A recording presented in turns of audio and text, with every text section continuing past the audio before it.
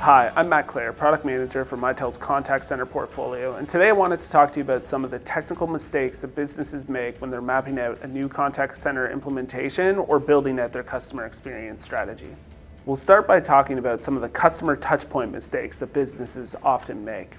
A lot of companies have been focused on the right things like voice of the customer, understanding their customer journey, so they can really ensure they're providing services how, when, and where their customers are looking to be served.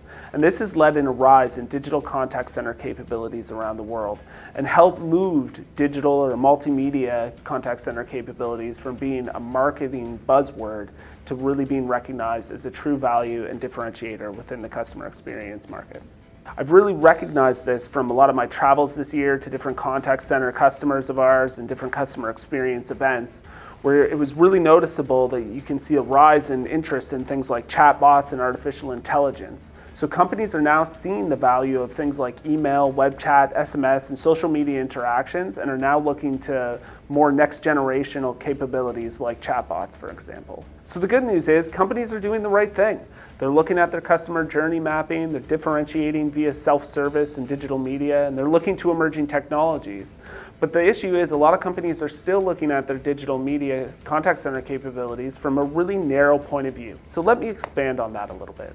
The word omnichannel means a lot of different things to companies and vendors around the world. For some, it's as simple as a new term for digital media, multimedia, or multi-channel capabilities. For others, it's all about the customer journey mapping, understanding how long a customer's been on a website, if that transitioned to a purchase on the back end. But the real differentiator for omnichannel is a fundamental recognition by the business that a customer interaction doesn't simply begin and end when a phone rings or when the phone is hung up. For example, consider a recent experience I had with my gas company. I rent my hot water tank from my gas company, and a few months ago it started to die. So the first thing I did was contact the gas company through a web chat and ask for some troubleshooting tips and hints in hopes that I could solve this issue myself. A day later, my lukewarm water had now gone fully cold, and it was really clear I needed a new hot water tank. So I got on the phone, called my gas company, and they dispatched a technician to my house who installed a new pump, set it all up, took away my old tank. So you think the interaction is over at this point, correct?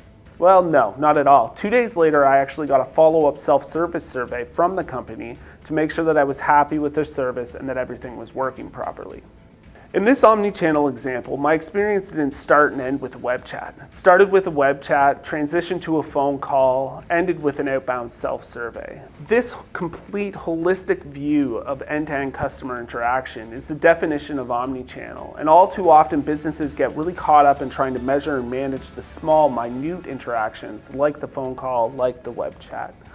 And only by looking at this holistic view of the omnichannel customer experience can you really understand your customer's journey and then start looking at how problems are resolved from initial problem or inquiry to resolution or answer.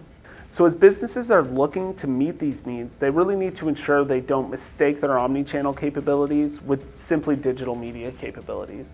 Digital contact center capabilities are great, but they do not equal omnichannel capabilities.